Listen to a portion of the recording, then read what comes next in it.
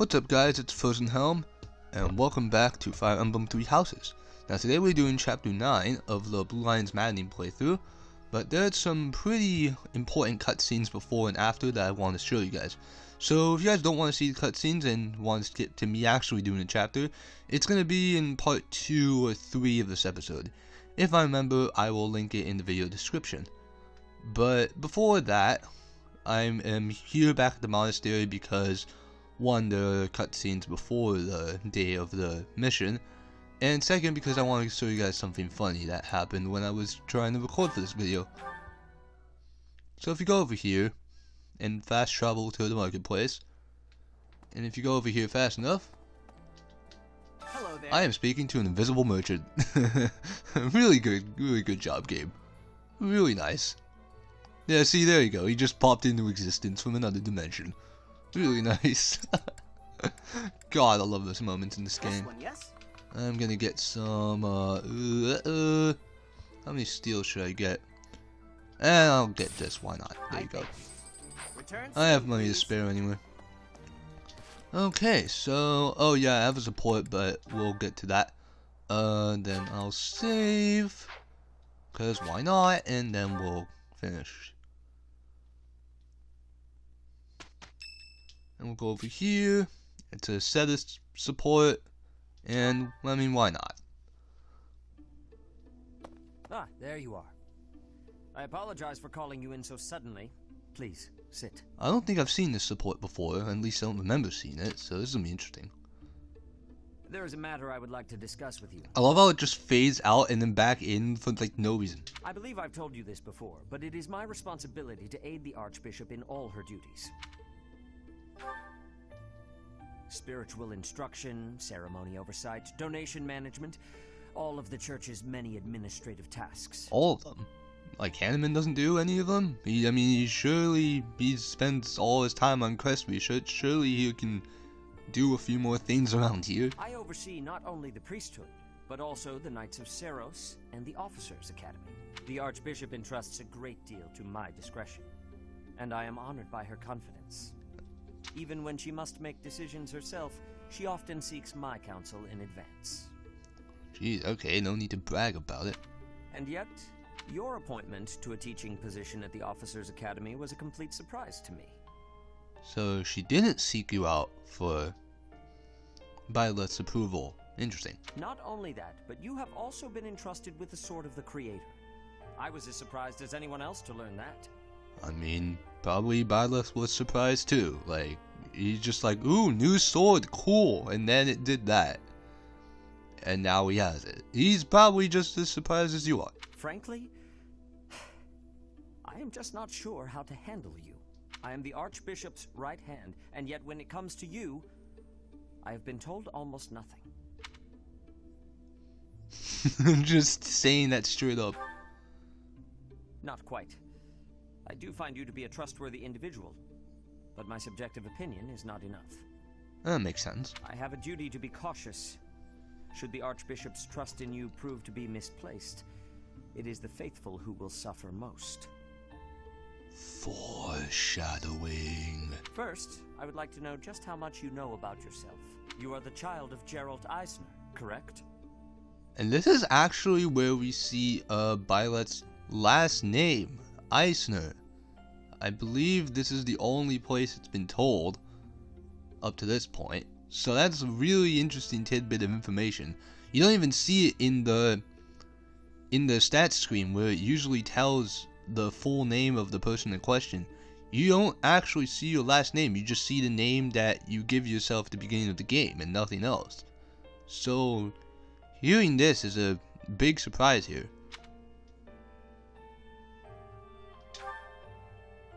That's quite a vague reply for such a basic question. In the future, I would advise you to answer such queries with confidence. As the former captain of the Knights of Seiros, Geralt is renowned throughout Fodlan. If you really are his child, then no one would voice any complaint about you joining the Knights. How long has it been since you became a mercenary? Given your youth, that hardly seems likely. Come to think of it, I have never asked your age. Just how old are you exactly? Yeah, no Your face says it canon all. age here. You truly don't know, do you? Just what was Gerald thinking, raising you this way? Given your responses thus far, I feel as though any further questions would just be a waste of our time. However, permit me to make one thing clear. Whatever her reasons, the Archbishop has placed great faith in you. Do not betray that trust. That is all. So yeah, it seems like Seth is kind of worried about just who Byleth is, and that's... I mean, it's very understandable considering he kind of just walked in here, stole a teaching position, and then got a sword. And now there's like, oh, I entrust you with a lot of things, and Seth is just like, wait, what the hell are you doing? So, I mean, I'd understand. Hey, here comes the first of the cutscenes we're talking about. This is the only ball of the year, and I see why. Everyone is absurdly excited. Your Highness, you sound so detached. We are all encouraged to enjoy the ball tomorrow. And yet you're the one that sounds detached in almost every other conversation to do. Right you are. What a burden. Huh. I never thought we'd see eye to eye, but I agree. I'd rather be swinging my blade than wasting my time with some girl at a ball. Yeah, typical Felix. Felix, Your Highness, you must be joking, right? This is our chance to dance with all of the ladies of the Academy to our heart's content. You wish to throw away the best day of the whole year for sword practice? Insanity, I tell you. Okay, I don't think Dimitri's gonna go to sword practice. I haven't trained him in swords. I'm pretty excited about the ball myself. It's not like we get to do things like this very often. Too true, Ash. In fact, I'm going to do you a favor and give you a crash course in chatting up girls. By tomorrow, you'll be an expert. I'm not so sure about that, Sylvain. Actually, I'd much prefer if someone could just teach me how to dance. Don't worry about the dancing part. I can teach you that easy. Given how clumsy you are in the kitchen and that, I don't think you should be teaching people how to dance. Okay, maybe. Because I trained you in dance. Okay, maybe that's... Maybe. She can probably do it in this playthrough because I made her a dancer. But if you don't make her a dancer, I don't think this is going to be a good thing. It's time for the ball. That warrants at least a tiny bit of makeup, don't you think, Ingrid? Just a smidge. Oh yeah, I remember that support. Annette wanted to get Ingrid to try some makeup, so now Mercedes is in on it too. Oh jeez. Maybe. I'll think about it. It's settled. Tomorrow morning we'll meet up in Ingrid's room.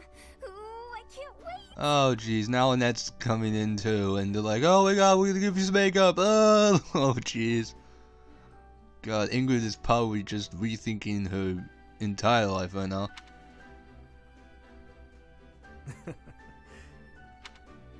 You know, there's no telling where life will take us after we leave here.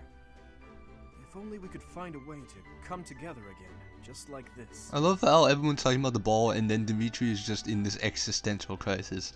A fine notion, Your Highness. Perhaps 5 years from now? 5 years from now? Ah, that's when Garrigmach Monastery will be holding its Millennium Festival. By then, we'll be addressing Your Highness as Your Majesty instead. That's right. I suppose we all know it's coming, but by then you'll be far removed from us. Come now, you know me better than that. My title may change, but I won't. Foreshadowing. And it won't just be me, you know. 5 years from now, you'll all have your own stuffy positions to contend with. But as I understand it, the festivities at the Millennium Festival will be of a scale far beyond anything we've yet seen. In other words, the perfect excuse for all of us to return here. Ooh, a reunion? That sounds fun. I wouldn't miss it for the world. I'd love for you to be there as well, Professor. After all, you're the heart of the Blue Lion House. Good. Then it's settled. Of course, if something happens and I'm not able to attend, I'm leaving all of the logistics of organizing this reunion to you, Professor. That sounds like an excuse. It's true. I'm sure being a king will keep you busy, but it's a bit early to be backing out of your own plans, don't you think? Yes, I suppose you're right. I'm sorry. You have my word. I will return as well. Count on it. So yeah, that is the cutscene with pretty much the most foreshadowing of any cutscene in this game, really. So, okay, maybe not, but it has foreshadowing.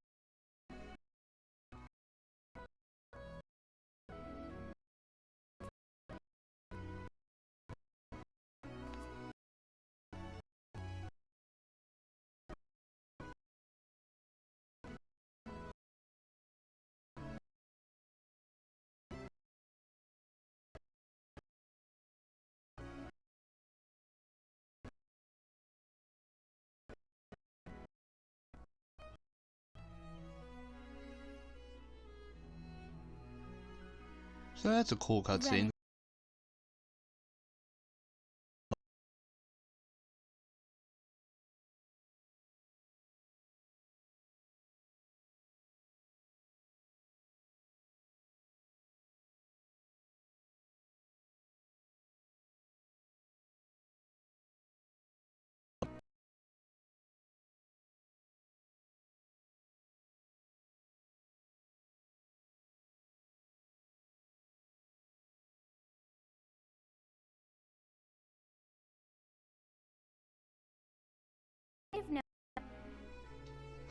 But let's just like it's hard being this cool.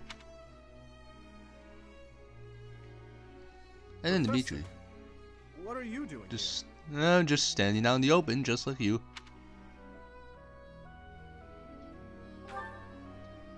No, I should think not. As a child, Edelgard taught me how to dance. It was a bit awkward, honestly. Yeah, so Edelgard taught Dimitri how to dance. So that raises some questions. I've told you before that we're siblings by marriage, haven't I? Yes, you have, I think. Her birth mother was my stepmother, although I didn't know that at the time. My stepmother treated me with such kindness, just as though I were her own flesh and blood. And yet she never so much as hinted that she had her own child, Edelgard. We were born and raised in different territories, without ever knowing the other even existed.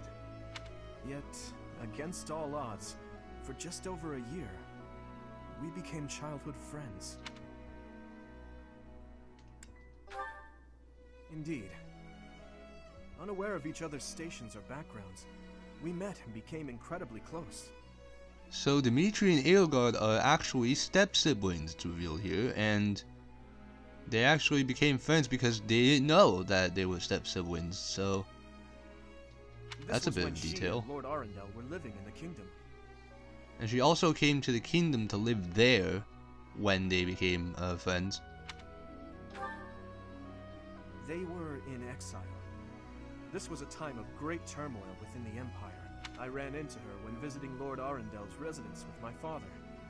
She seemed quite bored with everything. At first, I found her to be difficult and stubborn. But that facade quickly fell away, revealing her true self beneath. That's around the time when she taught me how to dance. Her instruction was, oh, let's call it strict, to put it nicely. You're supposed to lead with your right. Hell, the sun's going down. I really ought to be heading home. That 1 year before she had to return to the Empire was so much fun. The time of my life in many ways. It's kind of pathetic to think about it all these years later. But can you guess what I gave her as a parting gift?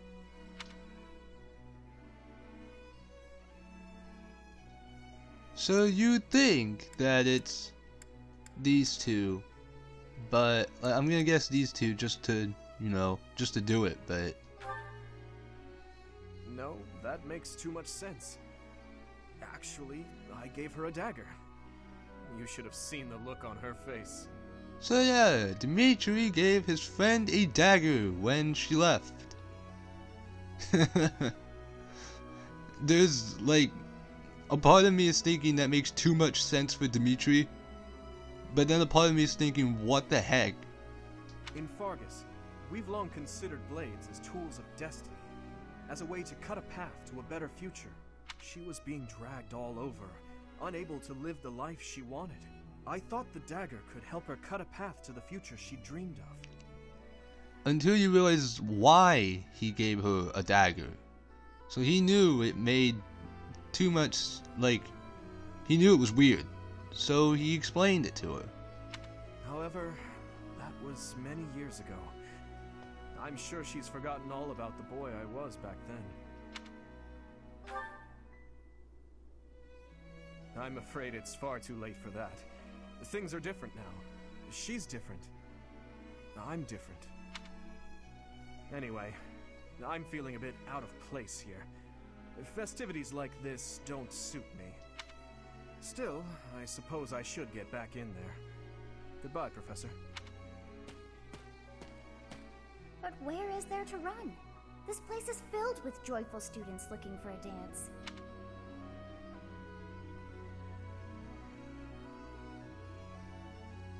Ah, I see. The Goddess Tower waits for you.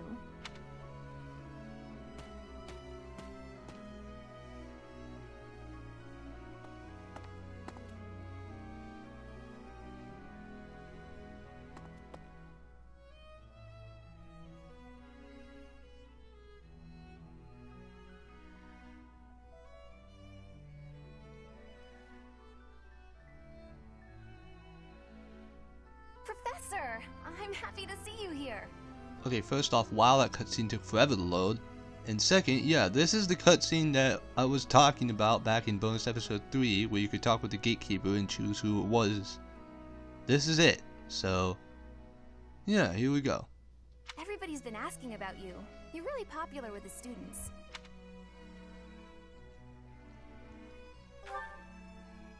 Oh, really? Huh.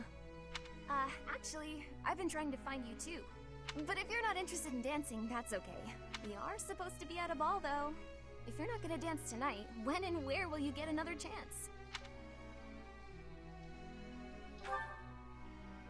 Wait, really? There isn't any music. But this is too special to pass up. Maybe I could sing a little something. I may not look like it, but I'm a practiced singer. Though people do tend to think my lyrics are a little odd. Fry the food, it tastes so good. It fills up our hungry tummies.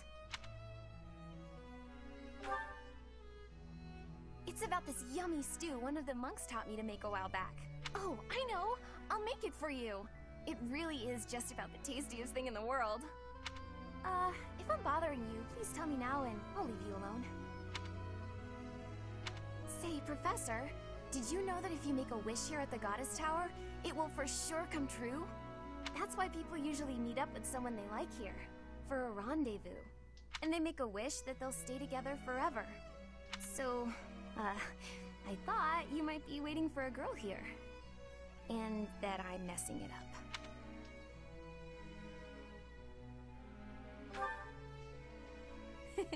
That's just what I'd expect you to say. But since we're already here, let's go ahead and make a wish together.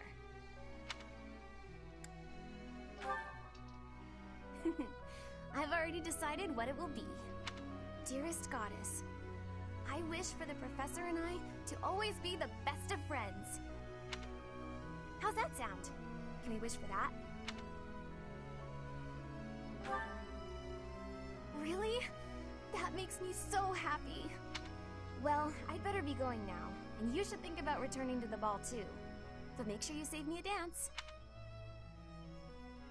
So yeah, that's that. And like I said, the scene differs for every character, so try them out on your playthrough. So it's cool. It's a nice little side thing.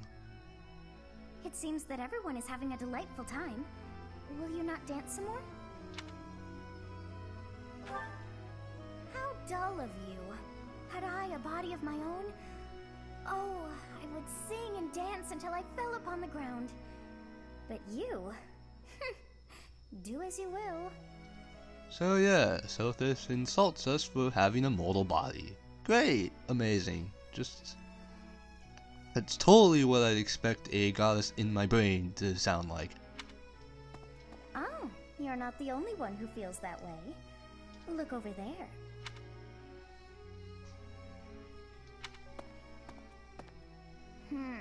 I'm bored beyond compare. Will you not follow her? Oh, come on, hurry up. I know that you are curious to see what she is up to. I hear someone singing from over there.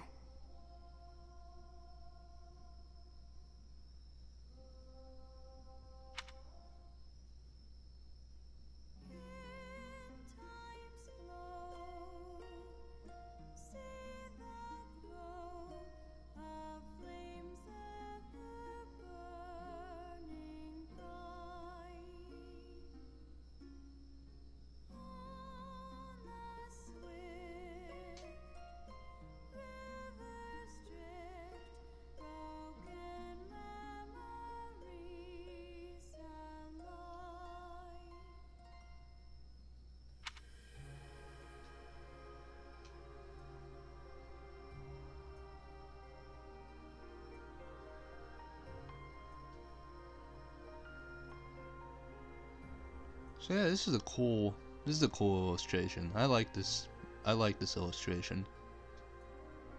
That song. I feel that I have heard it in the past. Actually, it is not that I have heard it. Did I once sing that song to someone? No. There's more. I wrote this song. Oh, but how could that be so? If that were true, then how could she be singing it? Unless...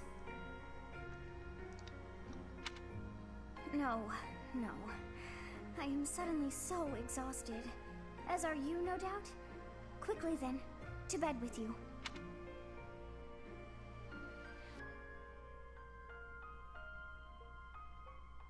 So that cutscene, that dialogue with Sothis has some interesting implications. And I believe you get to expand upon those more in other routes, but I don't think you expand on those that much more in this route. But anyways, now there's the actual chapter. And I'm actually going to end off this part of the video and go to my other save file because I actually have a... Actually no, not yet, because I still need the cutscenes for this. So I'll just show you the cutscenes and then I'll skip over. So there you go. I don't want to save here.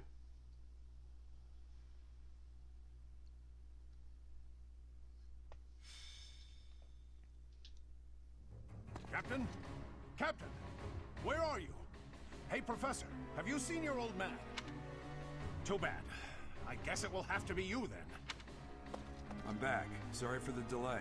My last mission took longer than expected. Captain! Thank goodness you're here.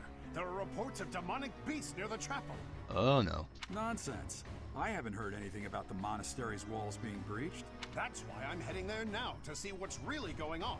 You'll join as well, won't you? Of course. We're both sworn to protect this place. It's odd. Just before they appeared, someone saw a number of students heading toward the chapel. They were apparently acting strange, as though they weren't in their right minds. Oh no. Shortly after, demonic beasts started to appear, one after another. The students. There's no way those demonic beasts got in from the outside. Which means something had to have happened inside the monastery. And since students came over there... Ugh. But none of that matters right now. We need to act. Go summon your students. Damn it. I wanted to talk to you about something important, but there's no time. There's never any damn time. I actually like the way he delivers this line. It's really nice. But this is much more urgent, so it can hold for now. I'll meet you there.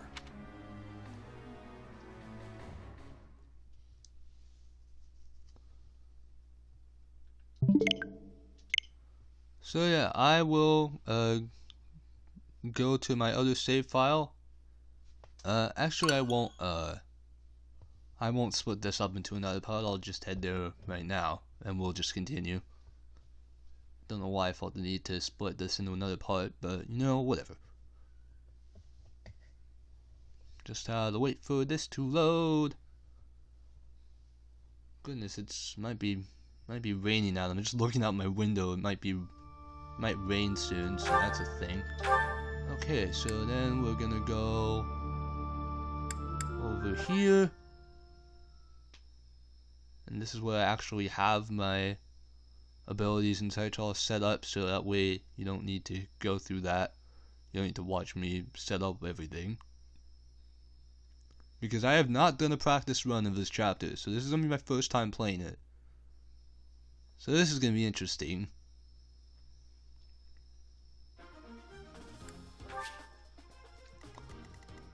Okay, so this is the chapter, and there are, like Gerald said, there are demonic beasts in here.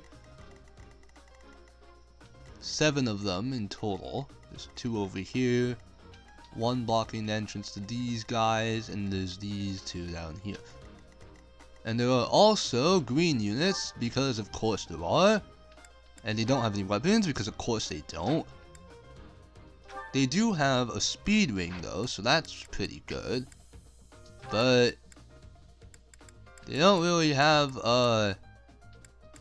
they have a little bit of defense, I guess. That's pretty nice. So they might be able to take a hit or 2 from these guys.